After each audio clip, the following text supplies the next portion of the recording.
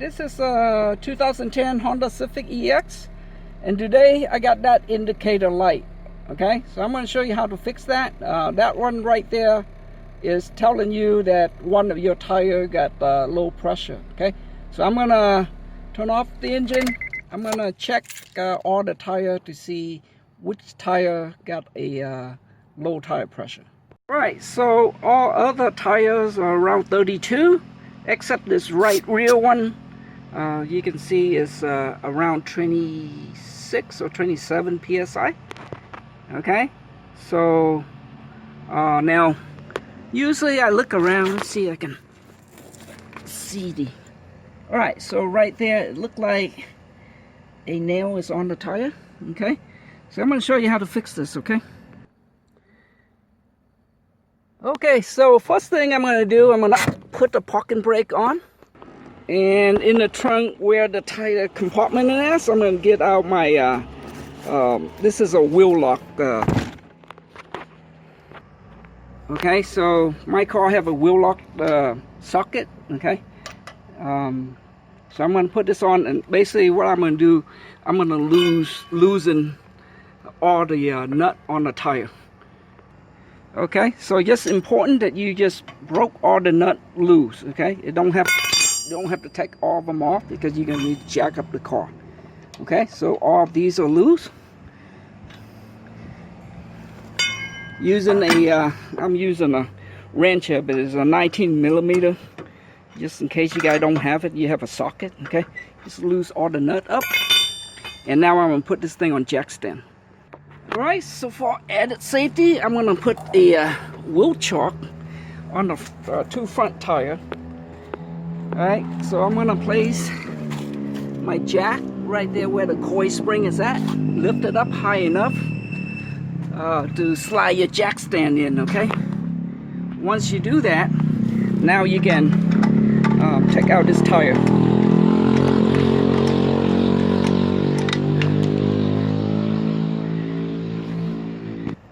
Okay, after you take out all the lug nuts, now just slide your tire out. And because I see it, so I know it, I know that it's leaking right there, okay? As you can see, with soap and water, you can see it clearly leak, okay? But before you take this out, I'm gonna show you how, show the camera over here. I'm gonna show you how to prepare this, okay? So basically, this kit come with this. As you can see, I used two already. Okay, one for the 2017 Toyota Prius. That's my wife car. One I used it a long time ago. I got no idea which car I use it on. But anyway, you take it out, you flatten it. You're gonna thread the needle. Okay, just put that right into that hole there. Now, some of these, I remember this kit, it came with a, you know, a tube of adhesive. And I remember one time I used it, tried to working on my bicycle tube, and the adhesive is all hardened, okay? That's tell you, this thing been around for a long time, okay? So once you have it like that, okay, get it ready, okay? So next thing I'm going to do, yeah, I'm going to put this between my legs, so I have a good leverage. Okay, using this plier, I'm going to take this out. Okay, slowly pry it out. There it is. Okay, when it's about to come out, what you want to do is right there. Okay, once you get the hold of that, when it's about to come out, using the other finger, hold onto this, get this ready. When that thing come out, shove this thing in there. Okay, let me see how long this nail is. And you want to do it quick, because otherwise your tire will lose air pressure. Okay, so you.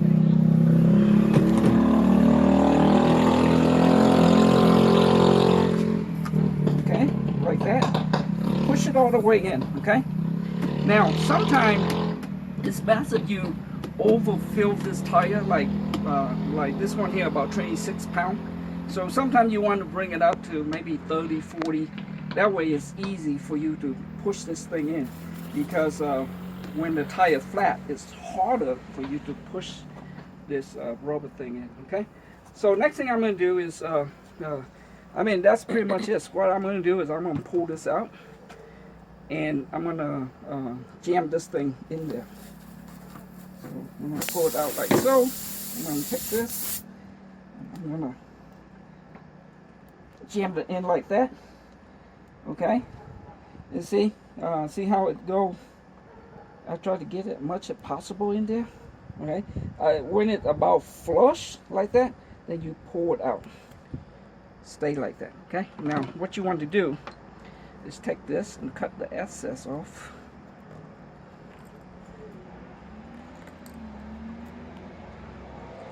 Like that. During my mechanic day, I use the razor blade to cut this off, but technically you don't have to. Right, just like that. Okay, so after that, to test it, you just put soap water like so on there. Okay, and check for bubble. Okay, so right there, it doesn't, let me show it clearly. Okay, so I don't see any bubble coming out of there. And that's how you fix it. Okay, so what I'm going to do is I'm going to fill this tire up with 32 pound pressure, and then recheck it. Now, using soap water, you can check for alternative, you know, any other nail, or you can use this on the rim too. Okay, but anyway, here is the guilty one. I'm surprised this thing got poked in there. It's, you know, as you can see, the head of it is a screw bit. It's not even sharp. So here I am at the gas station. So I'm going to set this to 32 psi. I have a problem kickstart my compressor, so I'll fill this thing up. There it is. Okay, 32 psi.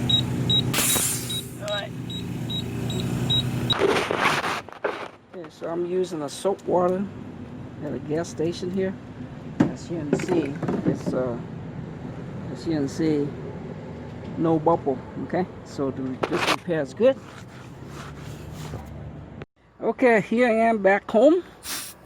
Check it out. Make sure that my tire pressure gauge is in sync with the one at the gas station, which is right there. It's around 32 psi. I don't know if it shows clearly on my camera there. So look like it's good to go. Put this thing back. Okay, so the next thing I'm going to do, I'm going to put this tire back onto the car. Okay, put the tire in place. Okay, so after you hand tied it crisscross pattern using a 19 millimeter, I got this special wrench here. Okay, you want to tie it tight with this. Okay, crisscross pattern again. Okay, since I have the car on you know, parking brake, so this tire is not moved, I can go ahead and torque them. Okay. Okay, so what I just did is I take a 19 millimeter socket, half-inch torque wrench with the extension here. I torque them down to 80 pound crisscross pattern. Okay, I do this simply because I have a parking brake on that I was able to do this. All right, so what I did, I lift up the jack, take the car off the jack stand, and what you want to do is you want to lower this. Oops, that's too much. But lower this halfway or into, you see the tire touch the ground like that. Okay, touch the ground like that. So if you go too much, you know, lift it up, you see the tire is off the ground. Just put it down a little bit, halfway. Right, and then you go through here, and same thing. Right, you torque it down to 80 foot-pound. Okay, crisscross pattern. okay, because it's already torqued. That's why it's click, because I already torqued it ahead of time. That's why it's click. Okay, so torque it like that. After that, what you want to do, you want to take this off the jack stand. I mean, off the jack completely. Now the car is full weight. The low is full weight.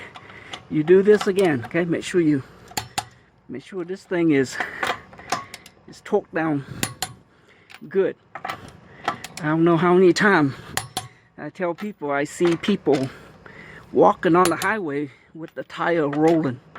Okay, it's because it's not, they didn't torque it down right, and it's coming loose. Okay, and you don't want that to happen. All right, so after you torque, everything is good.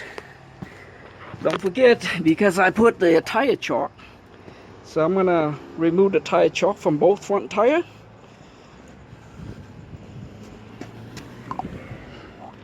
Like so. Lastly, okay, don't forget to put this wheel lock back in your trunk, like so. Alright? Okay, after everything done, keep your eye on that odometer there.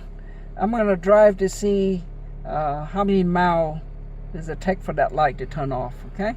Release your parking brake in reverse, and let's see how long does it take for that light to turn off. So I just drove around the block. As you can see, the odometer is still the same. But when this thing reached about 17 miles per hour, that light turned off, okay? Pretty good to have this kit in your toolbox just in case you need it. All right, that's all I got. And thank you for watching, and have a wonderful day. Bye.